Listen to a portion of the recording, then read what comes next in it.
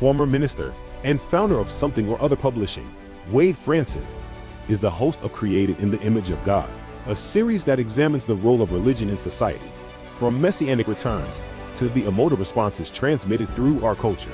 Wade fearlessly addresses reality claims from all directions, objectively exploring their compatibility with Holy Scripture. Tonight's episode, The Human Essence of Economics, with Bruce Koerber. Good evening, everyone. This is Wade Franson, and it is Created in the Image of God. Unfortunately, we've had a little bit of technical difficulties this evening with getting our guest in the studio, and we may have started a minute or so late, but we now have our guest live in the studio. So I'm very excited to not have to sort of wing this without a fully prepared script, and instead be able to reintroduce our monthly visitor on the topic of economics, Bruce Koerber. Welcome to the studio, Bruce. Wade, thank you for inviting me. Somehow we didn't connect right away. I've been waiting, and we had the wrong link or whatever. So we had wires crossed. We were in parallel universes. Right. But welcome for the third installment. No, is this the third? Yes. Third installment now. We've covered micro and macroeconomics, and tonight you tell us what the main topic is tonight. Well, it's microeconomics, an alternative microeconomics in the under the umbrella of the divine economy theory. That's right. We actually covered macroeconomics last time, right? So it's microeconomics this time. We went into a definition, so we don't need to do the normal covering your background. We've covered that. Suffice it to say, you studied both forestry and then economics. You tend towards the school of Austrian economics, and you have the divine economy model, which looks at us not as production units, not as data, not as numbers, but rather as creative beings. So highlight for everyone who may be new tonight the overview of the divine economic theory before we get into microeconomics. Well, it basically recognizes that humans are subjective and that they're spiritual. And so the correct methodology then has to be able to incorporate both of those if you want to understand what economics is about. Well, we don't normally do this so quickly, but I'm going to throw this comment in from one of our audience members, E Horizons. Can't wait to see how God ties into this. So why don't you start there? And how does God tie into economics? Well, the idea is that there's essential harmony between science and religion. So there should be a way of joining those two. So in the science of economics, or in the economic literature, what is spoken of as this balancing power is called equilibrium, economic equilibrium. That is God. So there's the answer to that question. Well, how does classic economics, or let's say physical material economics, view that balancing factor? If God is that, well, how do they who don't believe in God tend to view that? Well, that's a question that can lead in a lot of different directions, and I'm gonna mention this really quickly. So, what happens is, let's use this analogy. Okay, if you have a target 100 yards away, and on that target is a bullseye, and you're standing with a rifle aiming at that bullseye, if your aim is just a little bit off, it's going to miss completely by a long shot. I mean, so. Well, I love the analogy of the moon landing, right? If you're off by a millionth of a degree, you'll be sent into everlasting darkness and miss the moon by hundreds of thousands of miles. Same thing. So what happens is, in economics, is the reason it's floundering is because they're using the wrong methodology, and that's causing all the chaos in the economy and in economics itself, because it's started off at the wrong place. So the correct place is the place that allows uh, subjective nature of humans and the spiritual nature of humans to be part of the science. Wonderful. I think you've answered E Horizon's question there, and I've now found my notes in the rush to actually get you into the right studio.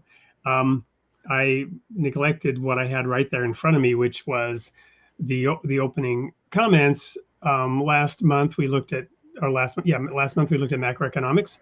This month's installment looks at microeconomics, which analyzes the behavior of small units like households and companies. However, like macroeconomics, which is analyzed quantitatively, so is microeconomics, even though we are talking about smaller variables, i.e., individuals. So we use the example when the Feds decided to make a big swing in economic policy that a few weeks ago with a 50 basis point cut in interest rates due to concerns about a slowdown in the labor market. They're looking at individuals and households as production and consumption units. But your position is no, it's really qualitative, and one needs to take into account the creative energy of individuals. So give us a practical example how that works at the individual level.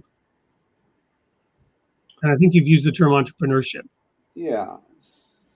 So an entrepreneur in the world that we're talking about, with where the economics is seen in a spiritual sense.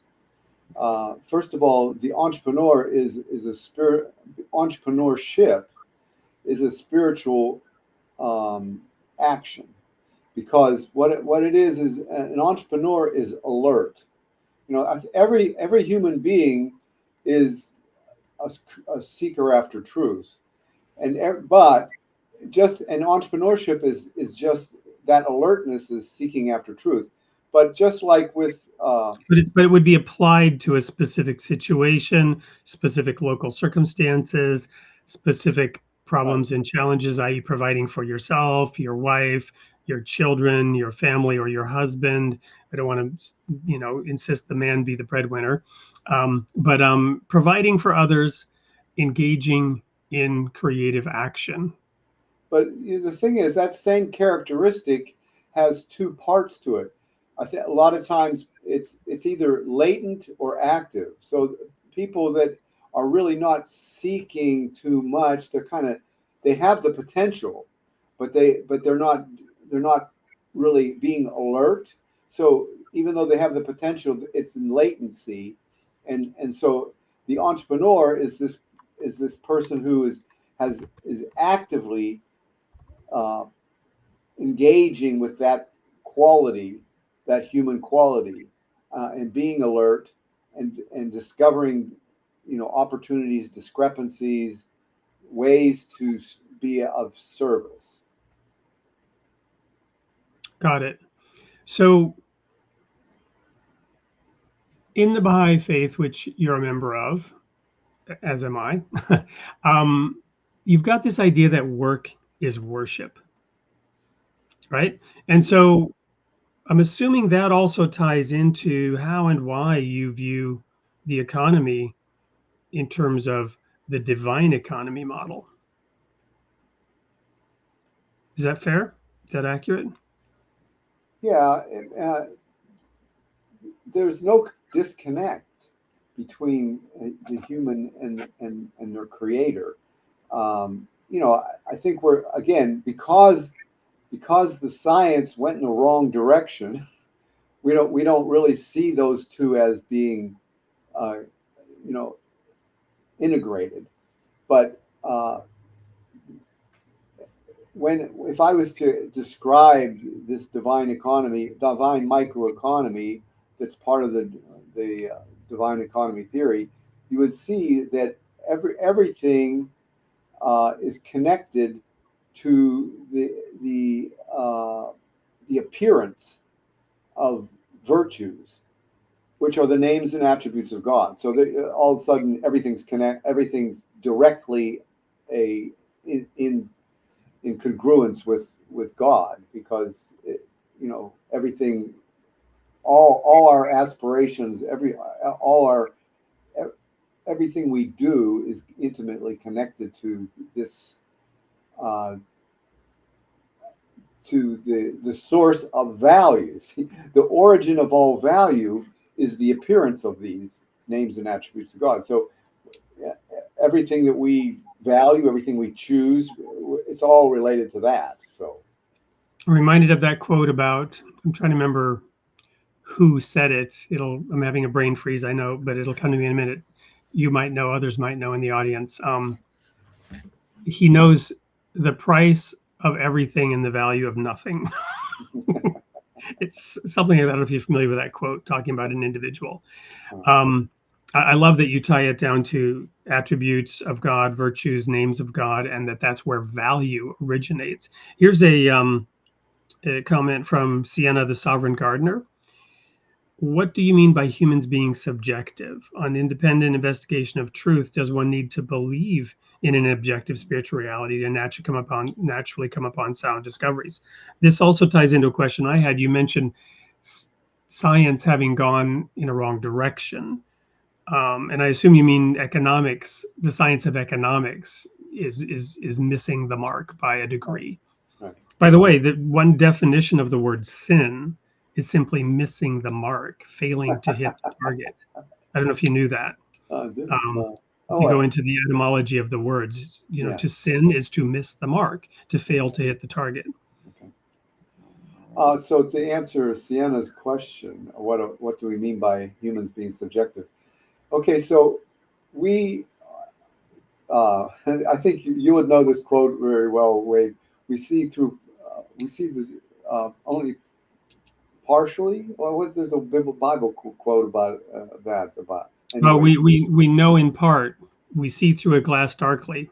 Right. Okay. So every human being, they're finite. Their minds are finite. They cannot comprehend beyond what they know, and what they know is what they've learned, what they've experienced, and so here's the thing: every human being is rational, unless they're mentally ill or under the influence of a drug or something, because what they're even though to another person they think, oh, that was not a very rational thought. It is rational because it's based on everything that they know and from their experiences of their life and the intelligence that they're using to decipher that and to act upon it. So and everyone does that. Nobody is omniscient or omnipresent. Those are the qualities of God. Humans have just pieces of that, and so whatever they think or act based on is a subjective understanding. Now you say, well, is there objective truth or is it objective reality? Well, I don't know if there is, or I imagine there is, but our understanding of it is always subjective. So, well, data can help us get at subjectivity. Looking at a variety of data points, some of which may be conflicting, can help us move towards objectivity. But this is a deep and profound topic. We actually have somebody coming on in a few weeks, but I was speaking to him recently about the difference between religion and superstition, right? And one of the things is identifying hermetically sealed belief systems. This is my term, a belief system that's hermetically sealed, that's self-referential in its logic, right? So in our church years ago, we sought to break out of this and become more objective, but it was clear that it was easy to view everything in terms of a test by Satan, or excuse me, Satan trying to deceive us, or a test of God, right? And we interpreted all of our experiences through that lens. And if you could sort of toss off any challenge to your reality, to your hermetically sealed belief system, by saying, well, that is Satan trying to deceive you, right? Then that leads to book burnings and a failure to allow oneself and one's ideas to be confronted by science, right? Or another person's view, another person's opinion. I want to go back to one comment, and then we'll actually show your video to go to a commercial break.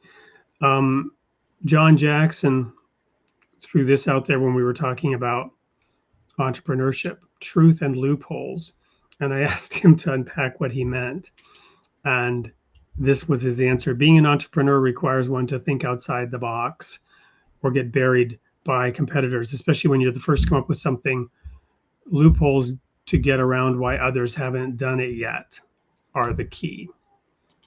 So that's the truth seeking, right? To think outside the box, to overcome that received understanding, which, and this is where religion gets into superstition, I guess, is we receive the word of God and we receive it gladly and with gratitude, and we accept it. So in that sense, I'm a fan of received understanding. The problem is we interpret it, others interpret it. Sometimes we receive the interpretations of others rather than digging into the revelation itself. We're off on a tangent here, but yeah, my comment on that is that everything is ephemeral. So an entrepreneur is taking action and maybe making a discovery, and there's no permanence to that. So entrepreneurship, the best way to understand entrepreneurship is to combine it with another term. It's competitive entrepreneurship. So sure, other people are going to, if they see it, they might mimic it. That's just the reality. You know, they're trying to basically serve the king, which is the consumer is sovereign. That's who's directing. That's what's directing the choices that are being made by entrepreneurs. They're trying to get people what they want. Okay, and if someone discovers what people want, and if someone is alert that they've made that discovery, it's competitive entrepreneurship. They're going to continue. You know, so there, you can't rest on your laurels if you're an entrepreneur. I mean, that's not. Well, that goes contrary to what the definition of an entrepreneur is. You know, if you discover something and then think you can just stay there, then you now went back into latency instead of being an active entrepreneur. Yeah, there's that aspect of creative destruction, which is current in business consulting and the funding of startup ideas and all that, right? So lots of good comments here. We're going to go to a commercial break, but I want to thank God is Good for reminding me and us that it was Oscar Wilde who said he knows the cost of everything and the value of nothing. Value is derived from God, who reveals it through his names, the virtues, right? That's what did I understand you correctly? And I love that as a basic model for an economy and where value truly comes from. I know you also have a lot of prepared slides and or quotes, which I have ready. So when we come back, perhaps we'll dive into those. But first, here is an intro to Bruce and his divine economy model in tonight's show, The Human Essence of Economics. We'll be right back. Essence of economics, is it the numbers we see on charts? Or is it something more human? At its heart, economics is about value, how we create it, share it, and seek it. It's about the everyday decisions we make to improve our lives. What if prices are a language, a way the market communicates with us? Each price is a message, guiding choices and driving action. Every decision impacts the economy, from where we spend to how we innovate. We are the ones shaping the market. In this book, Bruce Koerber explores how subjective human values are at the core of our economic system. This isn't about abstract models. It's about real choices in an ever-changing world. The Human Essence of Economics by Bruce Koerber. Get your copy today and rethink how we create, trade, and thrive. Available now at Amazon.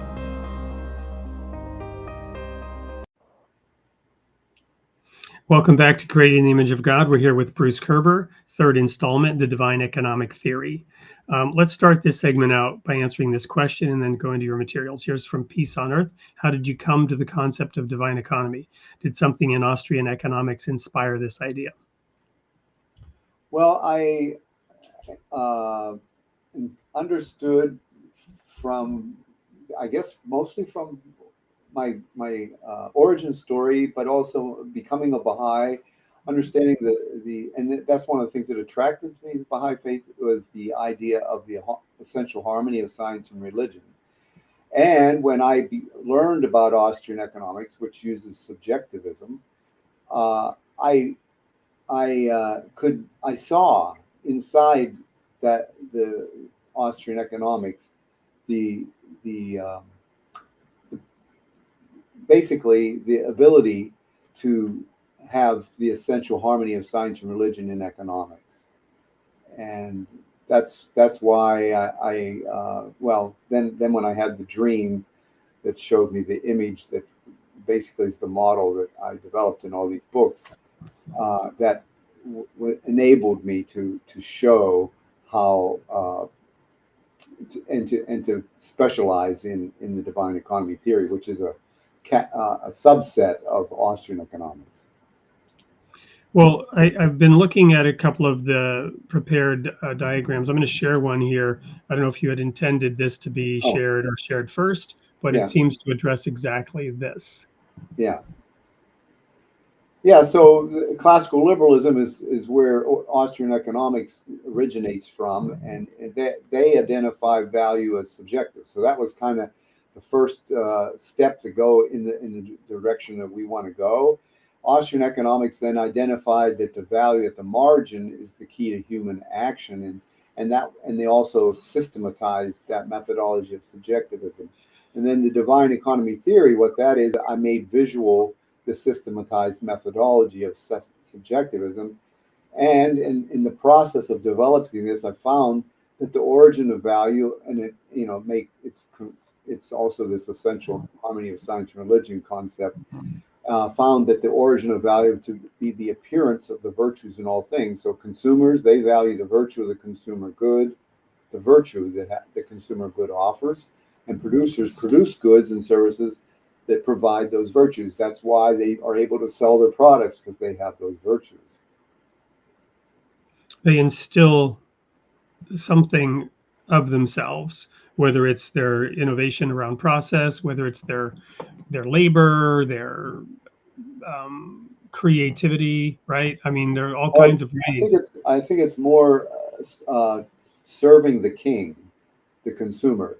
They incorporate the virtue that people want, not their own virtues, but the virtues that the consumer wants.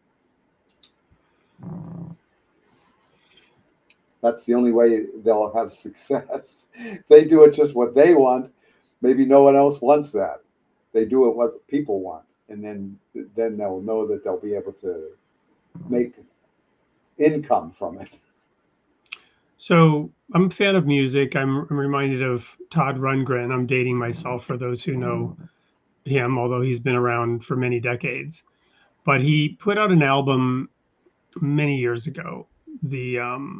Something about the ever popular tortured artist effect was the name of the album, something like that. And I'm reminded of that right now because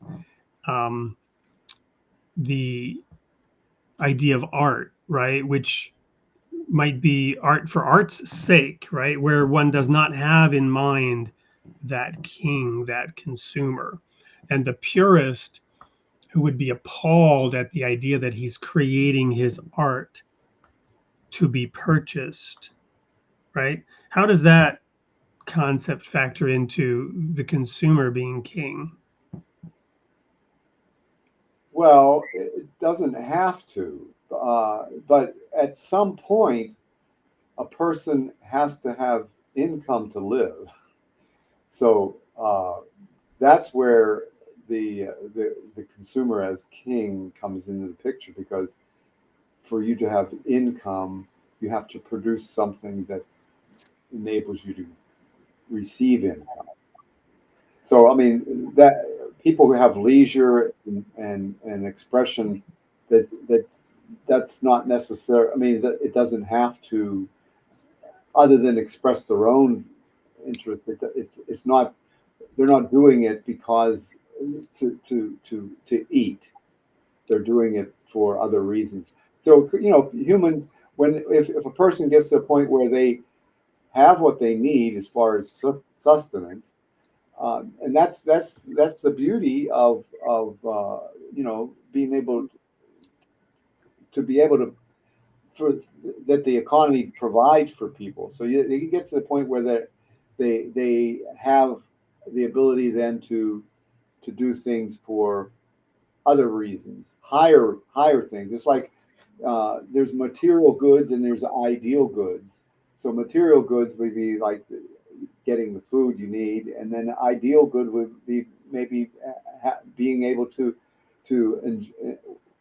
have a sip of coffee and watch the sunrise. Well, let me tell a little story and see how you react to this. So I was born in Canada, went to school in Sweden, 4th, 5th, and 6th grade. While I was there, I learned a little bit, or at least became aware of the idea of socialism, and Sweden being a socialist country.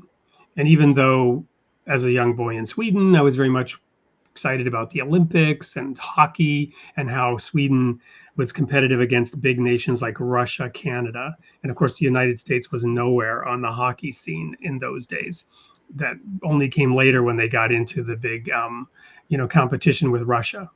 And that was more about politics and theater than it was the game of hockey. But anyway, the point is, when I came back to America in the middle of sixth grade, I was arguing with people, I was arguing with the kids about the virtues of socialism over capitalism. Now, I didn't really know what I was talking about, and they knew even less, but we were nonetheless arguing about it, right? Now, fast forward, I returned to Europe after graduating from college, and I went to Germany. And I was there working in an office, and I was a ministerial trainee. And as such, we had these speaking clubs that are patterned after Toastmasters. And so one of my first speeches in German, I quoted the Bible where it says, "If a man does not work, neither should he eat." Because now I was challenging back that idea of socialism, because there in Germany, they had a very high unemployment rate. And I was noticing around me that people were going to school for like 10, 20 years with no real intention of ever working. Right, but they could go to school and they would get aid from the state to go to school, and then they would maybe change their studies and go to school studying something else, but they would actually not apply that education, that degree, to actually earning a living because the state was providing. And I had one of the relatively young men, he was probably in his 30s, he never really worked. He stood up and countered my speech, with the argument that A, the economy wasn't providing, B, capitalism doesn't work, and it is the responsibility of the state to provide when the economy is failing and not providing the jobs that are needed, or not providing jobs at the wage rate that is needed, right? And I was a little bit taken aback by that approach. But I've since heard that approach repeated in many, many different ways. And I've actually heard that approach, or that sort of idea, from a lot of Baha'is, frankly, and many others who argue that somehow the state should provide. And there are arguments about a minimum income provided to everybody by the state, right? That those ideas.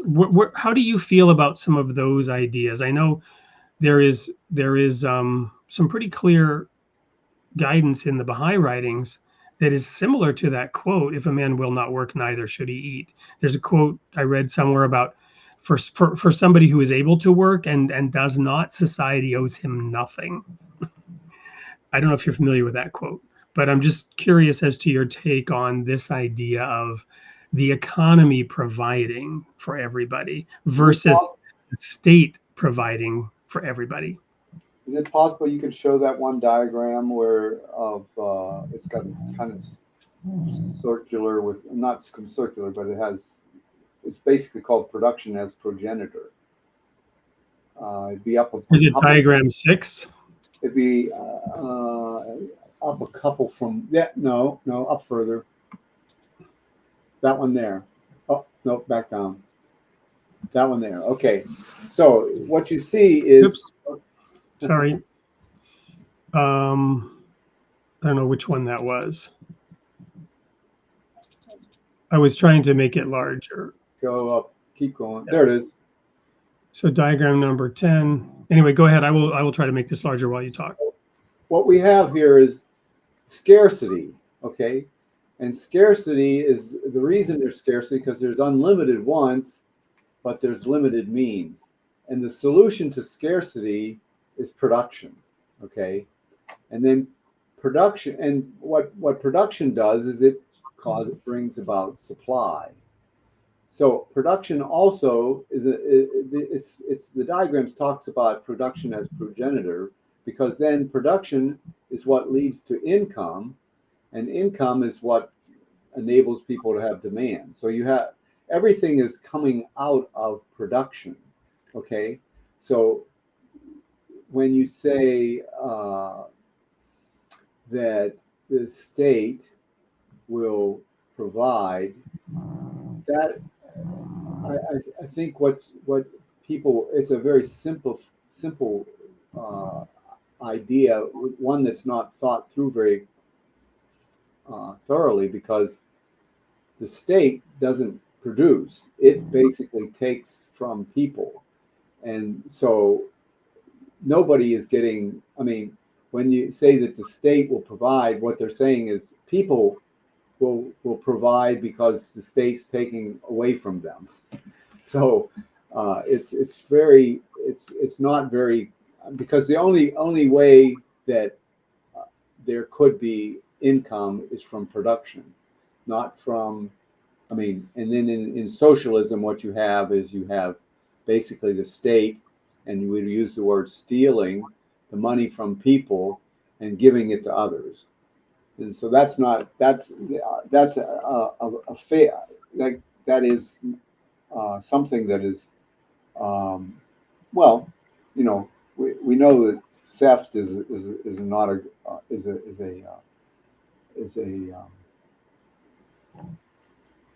an undesirable trait. So let's talk about, so I love the way that you're approaching this. Thank you. Very helpful. Let's talk about the system of governance, right? So in a democracy or a republic, as the United States is, we have a representative democracy, and various people elect others, and then delegates. Well, we have a complicated federalist system now, but we have this situation where we have chosen others to represent us and to make laws, and those laws, you know, have included taxation. I know there are, and I'm not asking you to go out on a limb here. I don't know if you've thought much about this. I know there are those who claim that all taxation is illegal.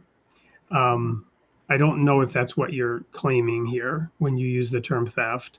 If a people gets together and decides that they want others to handle certain administrative matters, and including allowing taxation, which everyone in that group is required to go along with or comply.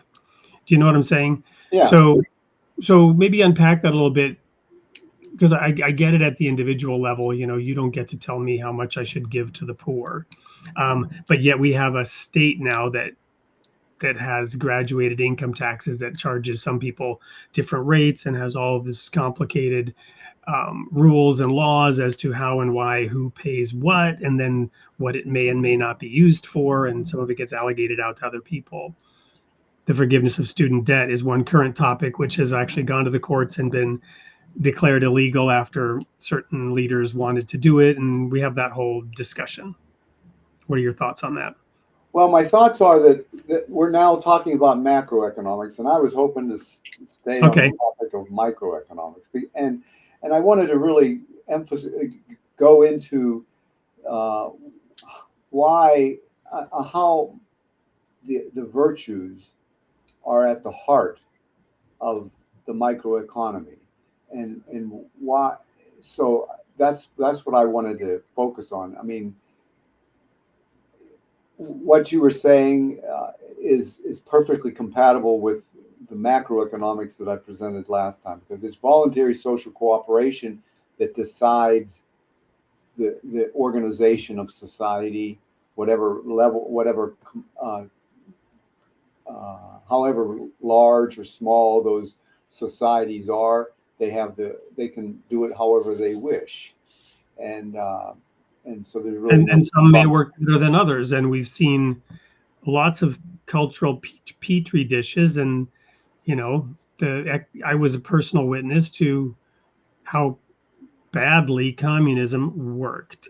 Yeah. And of course, you got other factors versus pure economic theory, but at the macro level, it was a failure. Just like at the micro level, competitive entrepreneurship is what drives it. At the macro level, if there's a society that's choosing one way and another's choosing another way and another's choosing another way, it'll be clear which one people like best, and then they'll be modeled after. So, I mean, that same spirit of competitive entrepreneurship works at the macro level too. I have to share one of my favorite jokes. My cousin, who was in Sweden, used to say that, in the Baltic Sea there were submarines patrolling, he said, to keep people from entering into the workers' paradise. And they didn't need a wall in the Soviet Union to keep people out. They built a wall to keep people in.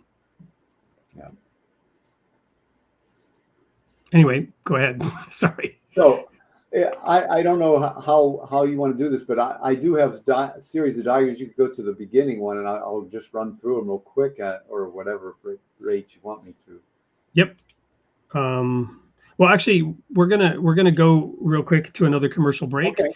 Right. Given that there are mouths to feed and people to support, and who support us and support them. When we come back, we'll launch into your diagrams. Don't go anywhere, and thank you very much, everyone, for the comments in the chat. And do like and subscribe and share, because hopefully you're enjoying this as much as I am. Our water, our food, and our flowers. With the global push towards highly processed, corporatized foods and the demonization of local farms, grass-fed beef, and localized systems, we desperately need to uplift our health and our happiness from the grassroots. A Japanese saying states, "It is better to be a warrior in a garden than a gardener in a war." Embodying the warrior spirit and the innocence of a child, every individual can walk in the garden with purpose, seeking workable ways to co-create a more beautiful world. Planting victory gardens in the midst of a war on agriculture and on culture itself, we can rise like wildflowers. We are free to grow outside. Our health is in our hands. Food freedom and seed sovereignty offer answers to seemingly unsolvable problems. During this series, we will explore food as medicine and natural remedies free from big pharma. We will reveal advice for novice growers from green-thumbed gardeners, permaculture practices that nourish natural beauty, plus playful experiential learning activities and ways to accomplish the divine art of homesteading. Addressing the threats to liberty in related fields, gardeners, farmers, nutritionists, homeopaths, artists, educators, writers, homeschooling parents, and other food and flower enthusiasts will provide exciting solutions. Prose and poetry will illustrate the style of establishing food and flower companions and resisting the urge to pair antagonistic plants and people, requiring proper space to grow. Families of people and plants possess a pure power. The universal language of artful agriculture can create a much-needed momentous unity if growers of all kinds lead by inspiration, not force. Let us unfold interconnected communities from the grassroots, musing on how agriculture can serve as the fertile soil for an organically forming society. I'm Sienna Mae Heath, and this is Food is Freedom.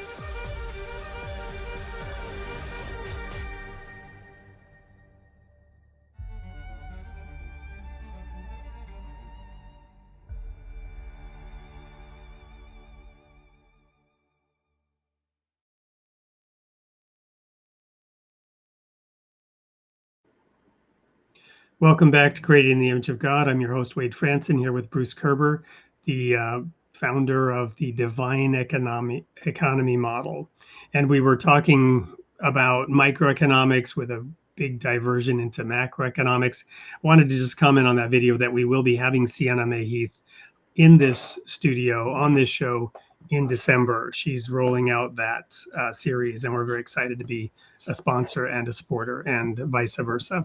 So, Bruce, we wanted to jump into the diagrams so that you can begin to unpack the Divine Economy model for our audience. So here we go.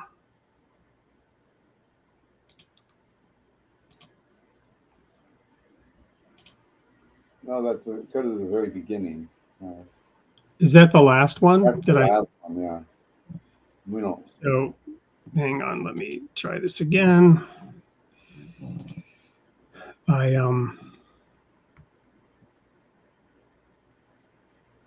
don't have this fully dialed. There we go.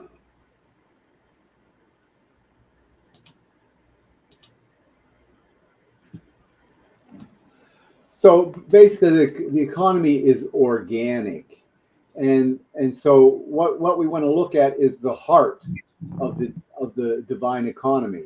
And so this is we were talking about the essential harmony of science and religion. This is the new designation for equilibrium. It is the heart. It is the divine economy. Now you can go to the next slide. And so, like for last time, we talked in episode 114, we talked about the macroeconomics, and that's top picture there. That is the model, the divine economy model at the macro level. But you'll notice at the heart is the divine economy. So that model has multiple dimensions. So what you're familiar with probably is a three-dimensional figure, an X, Y, and Z axis. Well, we just translate that model for because what we're going to do is we're going to develop the microeconomic model. We're going to do this together. So what we basically do is we just put the transformation, order, and justice on that diagram. For the next one. So then what we're trying to do is we're trying to look at the heart, because we're looking at the microeconomics. We're looking at the heart of an individual. That's the model. And so what we take a vantage point from the end of each of those vectors, and we look towards the center, and it reveals a two-dimensional plane, like you're looking at a painting or a tablet or a tapestry on the wall. It's two-dimensional. But what's on that tapestry? What resides in the heart? That's what we're trying to figure out, and that would be the next diagram. So what it is each of those. There's six. There's law, order, human spirit, transformation, justice, and unity planes. On each of those planes, there's human virtues that are akin to each of those qualities, concepts, laws, order, human spirit, transformation, and justice, and unity. So that's what this is. We've got to this point in the development of the model of seeing that the heart. Inside each individual, they've got these virtues that are lying there. So we'll go to the next one. And there they are. So we picked out 52. We had used the 52 virtues from the Virtues Project, and we placed them in those quadrants. In those planes. and those are ones that are virtues that are akin to that, to those planes. And so that's where they reside. And every human being then has all these names and attributes of God in their heart, and they have certain characteristics that, you know, allow them to be, so allow us to look at them. So we'll go on after that. So, but basically what I want you to tell you is this alternative microeconomics textbook called Human Essence of Economics tells this, unfolds this theory and this model within, it's embedded in a narrative about a sacred gift. And so now we're going to look at that gift, which is this microeconomic tapestry, microeconomic model. And it has basically these components.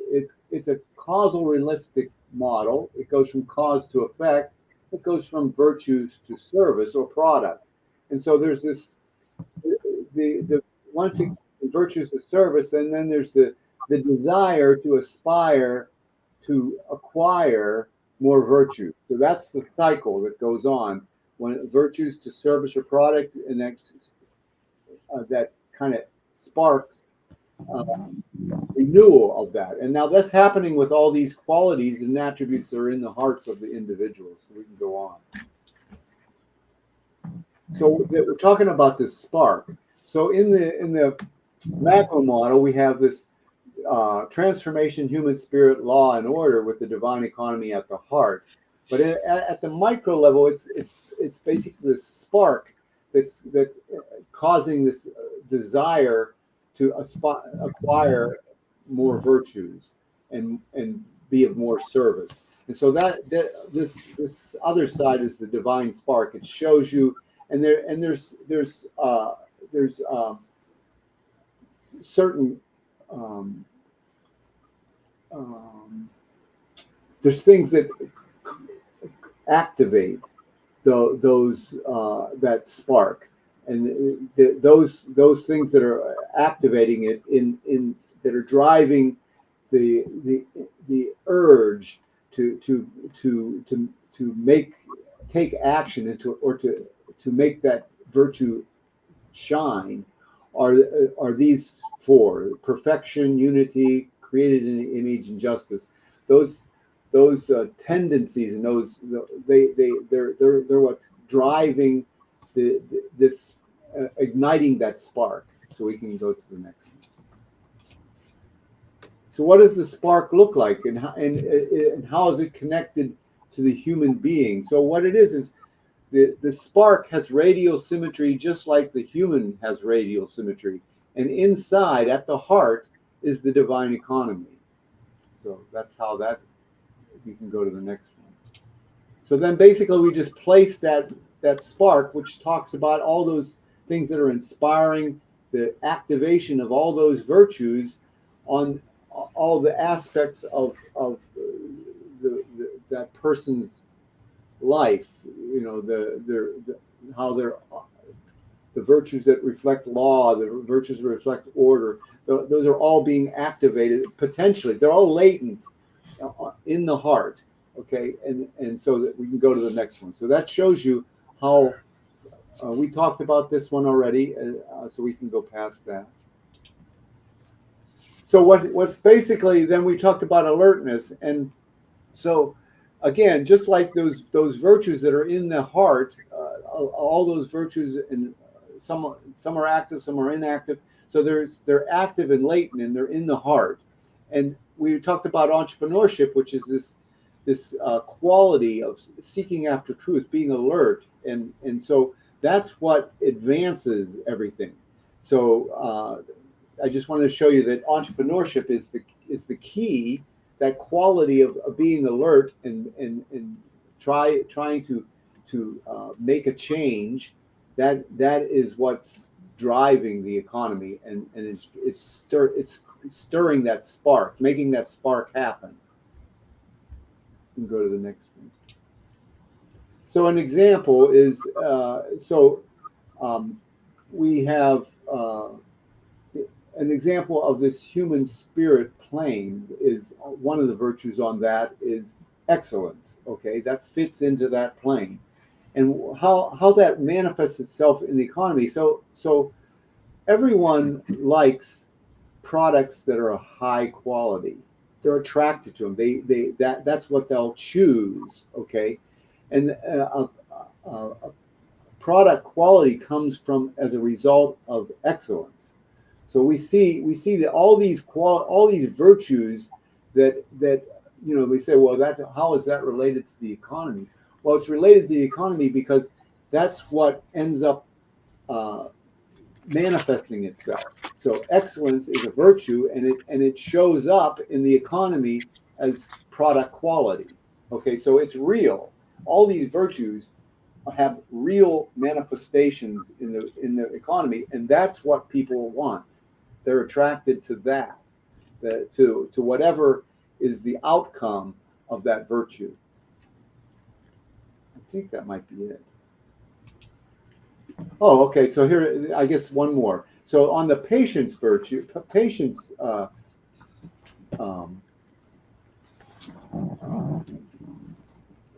were. So on that one, it's on the patience is in the transformation plane. That's what I'm trying to say. Okay, so patience. So an example of that would be, okay, production. We were talking about production. Production takes time. So there's patience in that sense that, and then for production to take place, it requires capital, and capital comes from savings. And savings is a way, is kind of a result of having patience. You save, and your ability to you are able to look beyond the present because you're patient, so you can save, which brings about capital, which this production. Thank you. This answers maybe a question I had. I'm going to go back a few. Okay. I had a question about this diagram here. Okay. Short run and long run and ever advancing economy. I was wondering what you're really getting at there, but maybe patience combined with excellence is one of them, to where in the short run you have to eat and you have to get something going, but you've got a dream, a vision. You start with a prototype of whatever it is just to get moving, but you've got a better idea for excellence in the long run, and now you've saved up capital and you begin to realize a fuller vision. I don't know, is that like maybe a practical example of what this is getting at?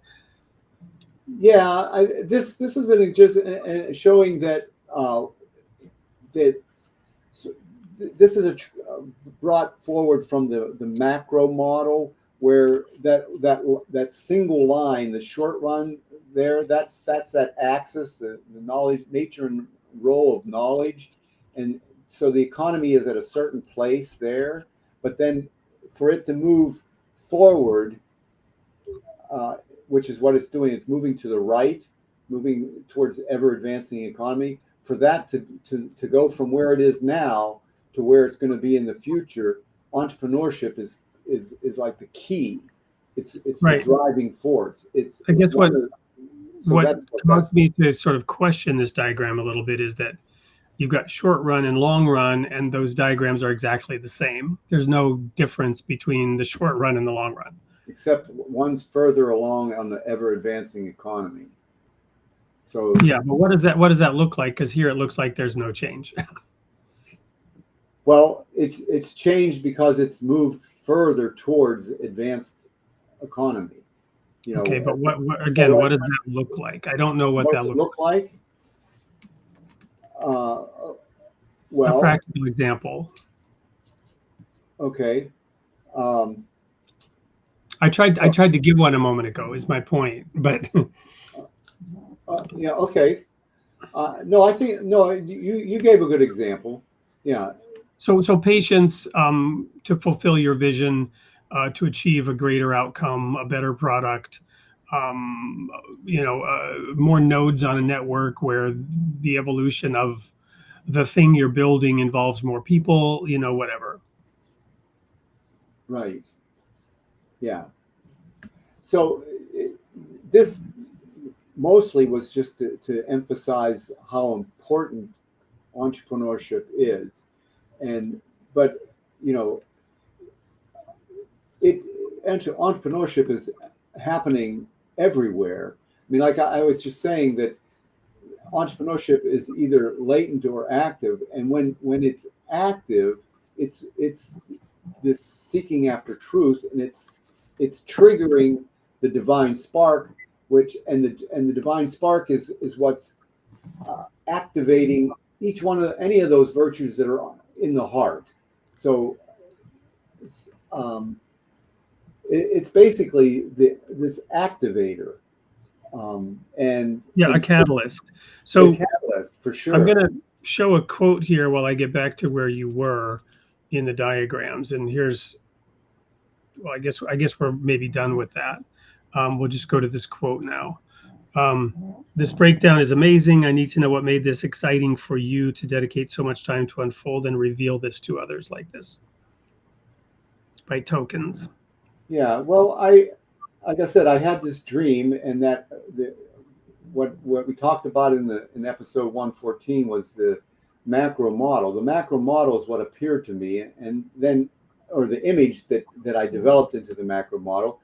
And the more I got into it, and I used my technical training in Austrian economics and the subjectivist methodology to develop it, and the more I developed it, the more it became more unfolded.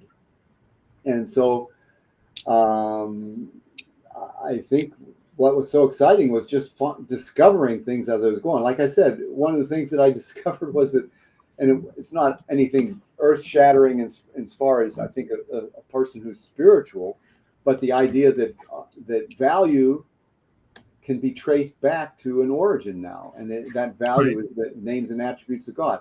So those were things that were just exciting. I was just discovering those things, you know, and being able to have a visual representation of the economic truths that are contained in the economic laws that are known and used. Perfect. Well, we're going to go to a quick commercial break, and I want to show one more audience comment from Celine Elizabeth. I believe I know who Celine is, and in fact, she's an author. She has a little bit of her own entrepreneurial spirit, and we're actually in this whole idea of entrepreneurship, right? Something or Other Publishing, which I founded, is driven also by that similar desire, seeking for truth, giving an opportunity for a variety of people from all perspectives to share their perspective and to publish high quality books with assistance of others in a network. And one of the products that was produced is what this next commercial break is about. And Celine Elizabeth is one of the authors in that. Don't go anywhere. We'll be right back to wrap this up.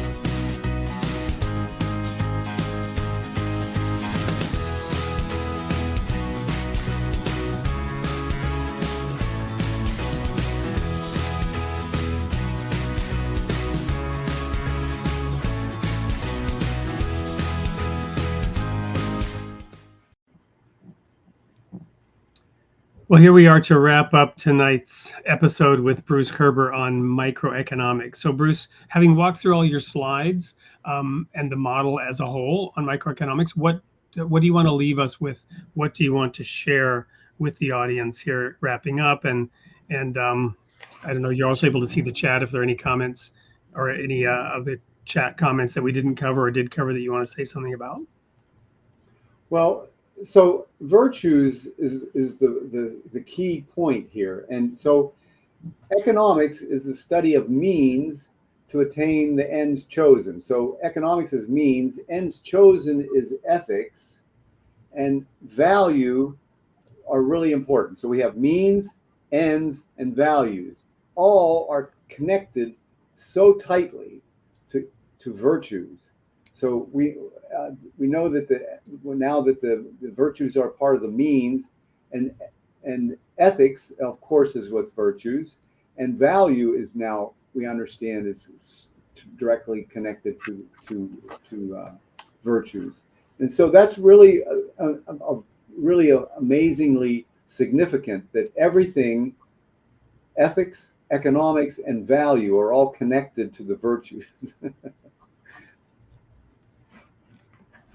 Well, I had the opportunity years ago now, a decade or so ago, to work with the Virtues Project International Association. I was actually on the board, and I was the chairperson one year. Very interesting opportunity to dive deep into models around how those virtues can be deployed in all aspects of life, and how the virtues are the golden thread that runs through all religion, all spirituality, all truth seeking, if you will, as you've presented here. And it's really wonderful to see that cropping up as the basis of value in the divine economy model that you've put together here. I'll share a comment here from Sharon Leinert. She's been commenting in a number of ways, but continuously in economic forums globally, Baha'i principled models have been presented and continue to be in these forums. And I know that there are a variety of truth seekers who are working in their own way to present progressive ideas, right? Progressive in the positive sense. And I love that. It's interesting. We have a vice presidential debate going on tonight. I'm so glad to see that many people chose to watch this instead of that. Of course, you can also go watch that after the fact. I didn't want to mention it before, and at risk of somebody saying, "Oh yeah, I wanted to watch that," and leaving. But my point being that you have your own. There are a variety of perspectives that are being provided all the time from all different areas around these ideas. There was a reason I brought that up, and now I'm struggling and I'm at a loss as to why I brought up the fact that was going on tonight, other than I guess the marketplace of ideas and the choices that people have to make, and that around the world people are working to improve. Right. And it's not easy. It's not always easy to apply. And it's really good to have the basis of a model be virtues. So one of our regular fans, I'd rather watch this any day. Thank you very much, Crackers. And glad you were here. So maybe it'll come to me in a moment why I brought that up. There was a more coherent reason. Maybe it's just getting late and my caffeine's running out. Any last thoughts, Bruce, before we wrap it up tonight and go ahead and show the sneak peek video for next week's show? Well, I am the author of 4 books, and the next one is on the ethical economics for today and tomorrow, which is a continuation of this theme of virtues. How ethics and economics are sister disciplines. And when we have you back on the show on the 12th, I think we normally would have had you on the 5th, which would have been election day itself, right? Is it on November 5th? But we'll have you back on the 12th, so by then that choice will have been made, at least for this nation. So we'll dive into that at that time, and I look very much forward to having you back. And I hope that those who are here tonight will come back for that 4th installment. Let me give you a sneak peek, however, into what we'll be seeing next week. But it often feels so impossible. The hurt runs too deep, the issues around forgiveness, forgetting, reconciling, they all seem so confusing and complex to untangle. But what if there was a cure? What if there was a cure for the cancer of unforgiveness? A way to truly forgive, once and for all, that could free you from the weight of past wounds and restore your ability to smile, to sing your song, and to be genuinely happy again. This podcast is about discovering Jesus' most powerful secrets to forgiveness. We'll clarify what biblical forgiveness really means and doesn't mean, and discover the path to forgiving others in a profound, life-changing way that you've never thought was possible. If you're ready to let go of unforgiveness, heal from past hurts, and experience the peace and joy that comes from truly forgiving, then the cure for the cancer of unforgiveness is within your reach. So we will have Luke live in the studio next week talking about forgiveness from the basis of the Bible and Scripture. Very interesting topic. And it did occur to me why I brought up the election. And that was I was making comments about progressive ideas. And I wanted to caveat that with the statement that, in my view, the revelation of God is progressive. It progresses us along a path, just like your model, it's advancing. It's moving from left to right in that sense. It's advancing. However, morality tends to be more conservative, in my view. So there are these balancing factors, and I didn't want to come across like I was promoting a progressive political agenda over a conservative political agenda on the eve of this debate. It is for each and every one of us in the marketplace of ideas, in the divine economic model, to freely and fully express our own opinion on why we think we should vote and how we should vote. And so I just wanted to make sure I'd made that point. Bruce, thank you so much for being with us tonight, covering the divine economy model on the topic of microeconomics. Can't wait to have you back in the studio in a month. Hope people will be looking into your books, purchasing them to dig deeper into this model, get that material for themselves, begin applying it creatively in their own entrepreneurial worlds locally to transform this physical world, this physical economy, into a divine one in which, we might produce an economy that does serve everyone and serve all people. And those are my thoughts. Bruce, anything to add? Those are beautiful thoughts, Wade. Really, and that's the goal. Wonderful. Well, that's it. It's a wrap. Good night, everyone. We'll see you next week, same time, same place, for episode 119 on October 8th with Luke Workington and forgiveness. He had a better title for it, but that's the main topic: the battle against unforgiving.